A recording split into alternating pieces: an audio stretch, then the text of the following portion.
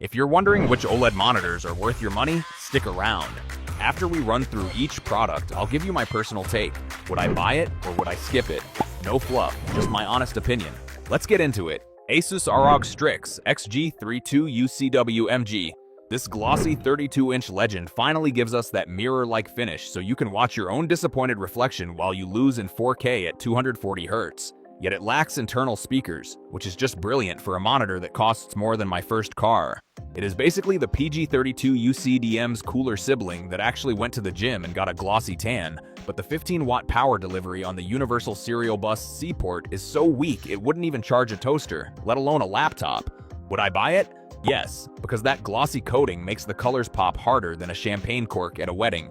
Sony InZone M10s. This competitive sweatlord monitor hits 480 Hz, which is great if you have the reflexes of a caffeinated squirrel, but the lack of Universal Serial Bus C and a price tag that screams, "I have a trust fund," makes it a tough pill to swallow for a 27-inch screen. It handles motion better than the LG 27 GX700AB thanks to its dedicated esports modes, but it is dimmer than a broken flashlight in high dynamic range, so do not expect those highlights to blind you like they should. Would I buy it?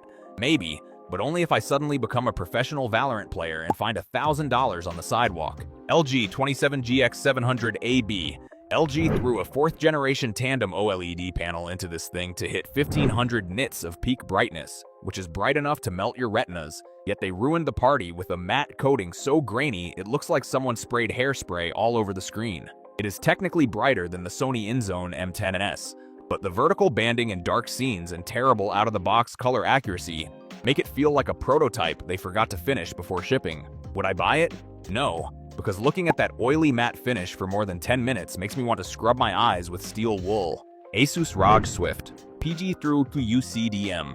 This 32-inch quantum dot OLED is basically the gold standard for 4K gaming with its 240 Hz refresh rate, though it has more variable refresh rate flicker than a cheap strobe light at a high school dance. It is significantly more colorful than the OLED panels found in the Sony or LG monitors, but that massive external power brick is so huge you could probably use it as a structural support for your house. Would I buy it? Yes, because quantum dot colors are like a drug and I am officially an addict. Asus ROG Strix XG32UCWG.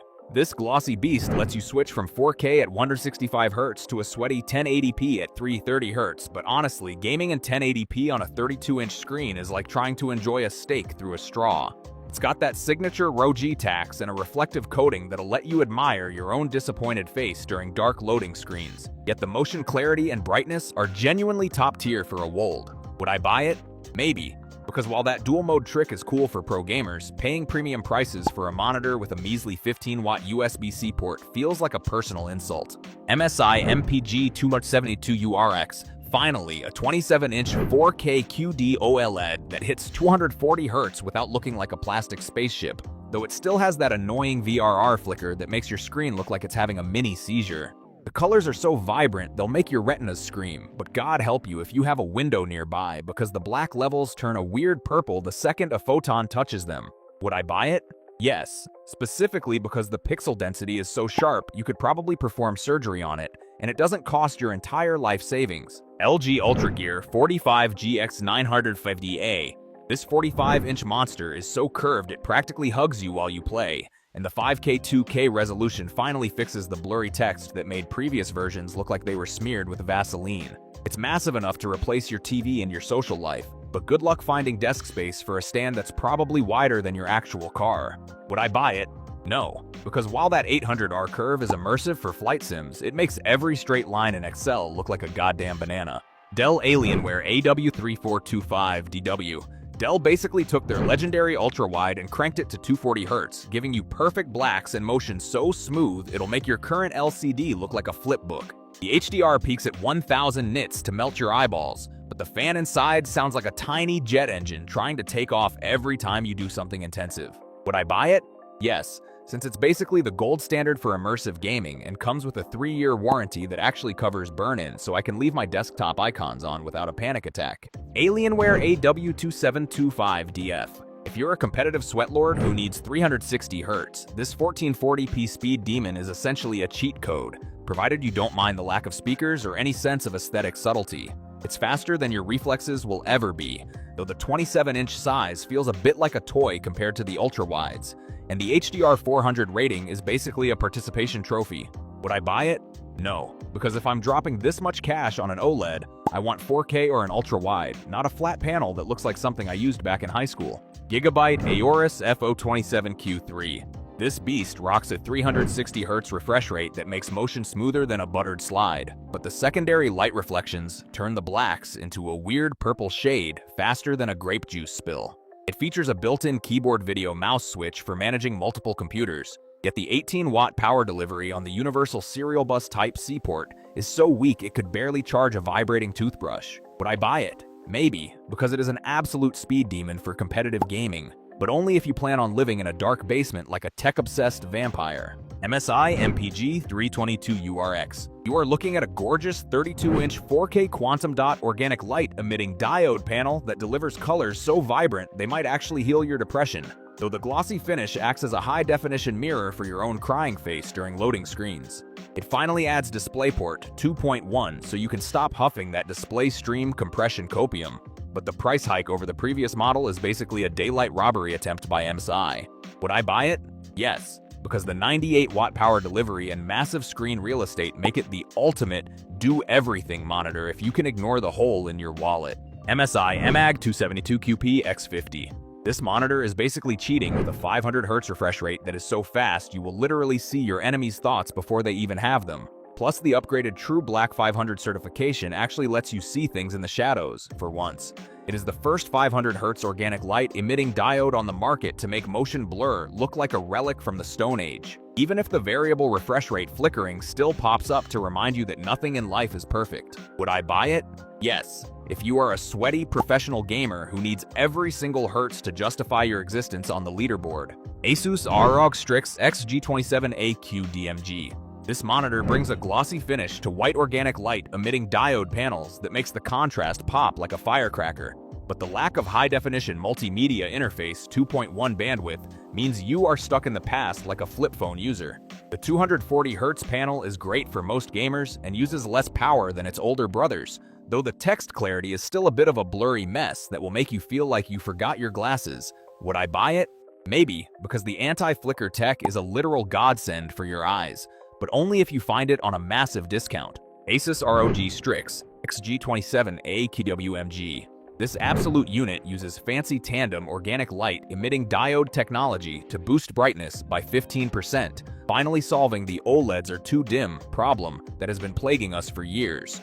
It bumps the refresh rate up to 280 Hz and keeps that glossy coating for maximum inkiness, although the gamma curve can sometimes crush shadow details like a trash compactor. Would I buy it?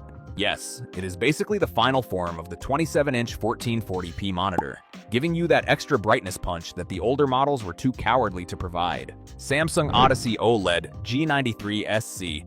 This 49-inch absolute unit of a monitor is wider than my future prospects, and while the 32:9 aspect ratio makes gaming feel like a cinematic masterpiece, the built-in speakers are so trash they sound like a depressed bee trapped in a tin can. It ditches the annoying smart television bloatware of its more expensive brother to give you a pure, fast-paced experience, though you might still deal with some weird wake-up glitches when using the DisplayPort. Would I buy it?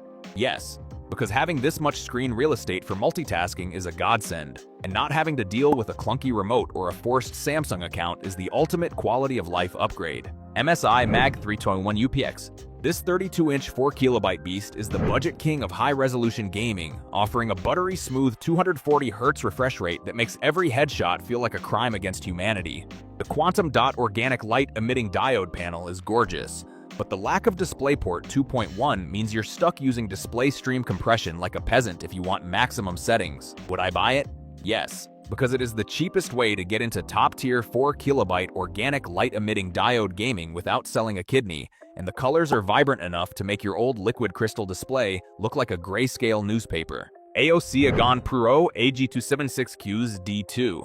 This 27-inch panel has response times so fast they basically break the laws of physics, though the vertical alignment blacks turn a weird shade of purple if you dare to turn on a single light bulb in your room. While it handles motion like a dream at 240 Hz, the high input lag at 60 Hz means your retro games will feel like you're playing through a vat of molasses. Would I buy it? Maybe, Because while the price is attractive and the motion clarity is elite for competitive shooters, the limited high dynamic range color gamut makes movies look a bit more meh than wow. Asus ROG Swift PG27A KWPW. This monitor is so fast, it literally has a 720Hz mode that turns your games into a blurry mess of 720 pixels just to flex on your friends. The tandem organic light emitting diode tech is ridiculously bright for an organic light emitting diode, but the glossy finish is basically a high-end mirror that will show you exactly how much you need to go outside. Would I buy it?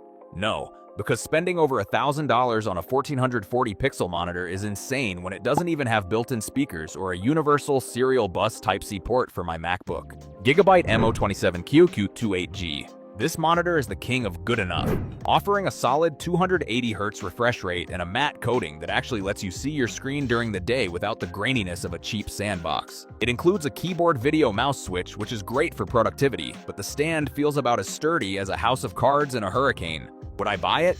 Yes, because it delivers next-gen organic light-emitting diode performance for around $550. And unlike the Asus, it actually remembers that people use universal serial bus Type-C cables in the year 2026. Thanks for watching. I hope this video helped you pick the OLED monitors for you. If you have any questions, drop a comment below. Links to all of these products mentioned in this video will be in the description.